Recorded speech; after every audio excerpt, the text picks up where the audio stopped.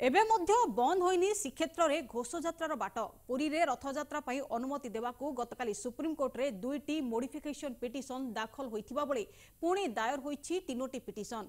श्रीमंदिर दैतापति निजोग समेत विजन पाइकराय और संजीव कुमार चिनार एसबू पिटिशन को दाखल करिसेंति। गतकाली नयागढ़ अफ्ताब हुसैन और ओडिशा जगन्नाथ संस्कृति जनजागरण मंच पक्षरु एही दुईटी पिटिशन दायर होइथिला। राय रे आंशिक परिवर्तन करने समस्त आवेदनकारी सर्वोच्च अदालत को गुहारी करिसेंति। पुरी सहर को सटडाउन घोषणा करी रथयात्रा हेउ एवं बड़दाण्ड रे महाप्रभुंक रथ गड़िबाकू अनुमति देवाकू सेमाने पिटिशन रे दर्शाइछंती। आसंता सोमवार दिन 11टारे सुप्रीमकोर्ट ए सबु पिटिशन मिलित शुणाणी करिवे बोली सूचना मिली। सेपटे रथयात्रा पई आशो आशंका लगी रही बेले एपटे श्रीमंदिर यथा रीति नीतिकांति चली। आज महाप्रभुंक नव यौवन दर्शन नीति अनुष्ठित होईछि। तेबे महाप्रभुंक नीतिकांति किभଳି चली से ने अधिक आलोचना करुछंती आम पुरी प्रतिनिधि रणजित मिश्र। निर्देश पर बर्तमान मध्य रथयात्रा आयोजन में अनिश्चितता लगी रही।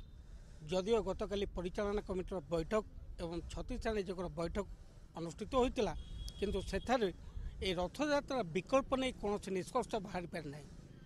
जदिओ पुनर्बार विभिन्न भक्त एवं विभिन्न संगठन पक्ष विशेषकर दैतापति निजोग एवं छत्तीसगढ़ निजोग पक्ष सुप्रीमकोर्ट को पुणी अनुरोध कराई एवं रिट पिटिशन दाखल कराई जे सुप्रीमकोर्ट यार पुनर्विचार करंतु एवं बिना भक्तरे महाप्रभु को रथयात्रा किपरि आयोजन हम से निर्देश दियंतु। आम तो ये संपर्क में दैतापति वरिष्ठ दैतापति अच्छा विनायक दास महापात्र तांको सो आलोचना करिबा जे कौन रही मत एवं यार विकल्प कौन हो पारे कौन कहे जे ये जो सुप्रीमकोर्ट रिट पिटिशन दाखल होती केते दूर आशावादी। आमर संपूर्ण सुप्रीमकोर्ट माननीय सुप्रीमकोर्ट पर भरोसा अच्छी जो मैंने रिट पिटिशन दाखल करा बाद राज्य सरकार जी रिट पिटिशन संपूर्ण बिना भक्त रथयात्रा हम और जो 10-12 लाख जो भूल तथ्य जाता है भी ठीक नुहे। समस्त जिनस दिज्व माननीय सुप्रीमकोर्ट निश्चित भाव में विचार को लेकर महाप्रभु रथयात्रा करने निर्देश देवे और से आशा विश्वास आम कोर्टर अच्छी। महाराज निजे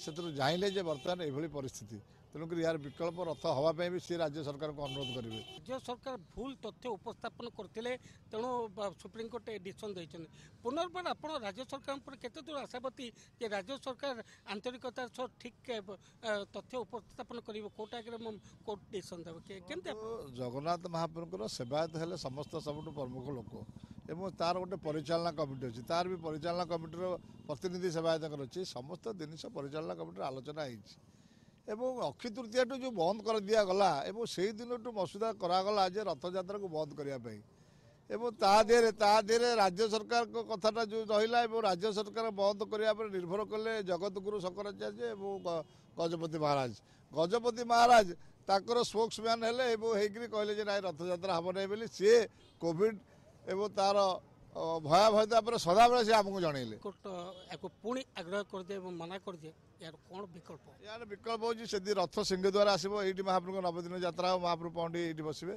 ना तो रथर यात्रार विकल्प नहीं महाप्रभु से अणसर पिंडी 1 वर्ष बसवे। छत्तीसगढ़ निजोग बैठक अनुष्ठित होता से विभिन्न सेवायत निजोगर प्रतिनिधि माने विभिन्न मत देते कि से मत को लेकिन कौन निष्कर्ष बाहरी पारि ना तेणु महाप्रभु अणसर घरे गोटे वर्ष रोचंती ना सुप्रीमकोर्ट डिसीजन दौरान बिना भक्तरे रथयात्रा आयोजन करने कि ना अन्य कौन से मंदिर भितर महाप्रभुंर जगन्नाथ जो रथयात्रा नहीं जो किपरि विधि रक्षा कर निष्पत्ति होती देखा बाकी रहा।